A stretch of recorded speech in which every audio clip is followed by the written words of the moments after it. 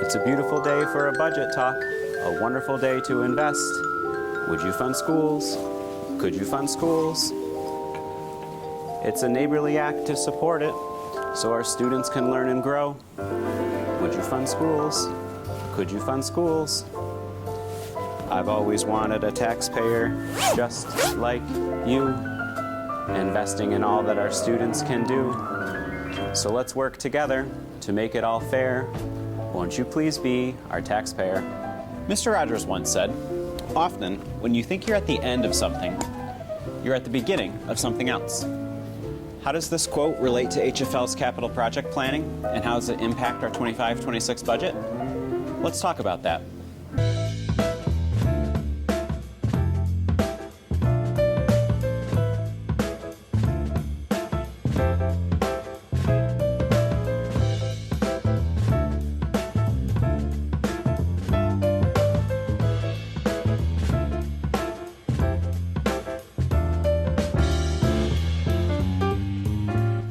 This intro was made by me, Caleb Fust. Hello HFL Cougars. It's a beautiful day in the neighborhood. Our school neighborhood, that is. I'm Colin Pierce, Assistant Superintendent for Business and Operations, and I'm so glad that you're here. Today, we're exploring something that may seem a bit mysterious: capital projects and building aid and their impact on our school budget. Let's start with definitions. First, capital improvement projects are large-scale construction or renovation initiatives aimed at enhancing a school district's facilities. These projects are typically approved by voters during a community-wide public vote and funded through borrowed money, which is paid back over a period of years, similar to a mortgage on a residential home. HFL last had a capital improvement project approved by voters in December 2022, when they approved our $40 million Phase 3 capital improvement project. Next, building aid is a form of financial support provided to public school districts by New York State for approved capital projects.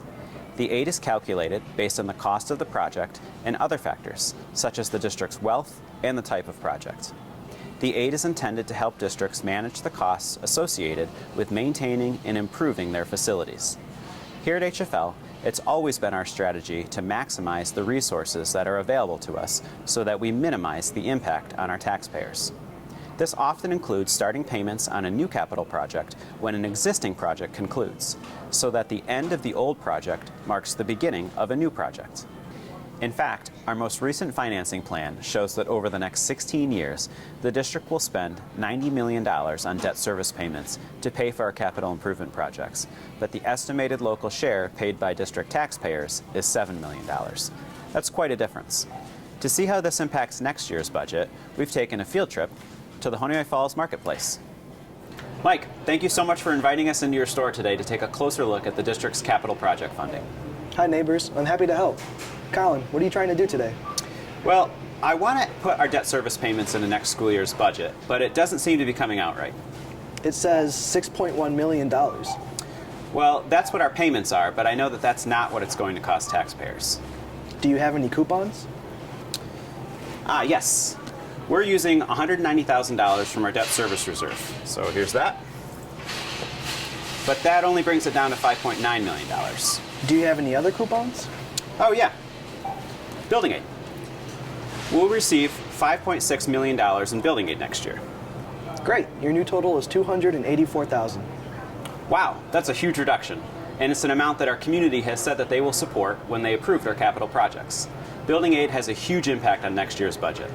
Mike, thank you for being a great neighbor, and thanks for helping me today. Please join me next time when we talk about the budget from a student's perspective. See you next time, Cougars.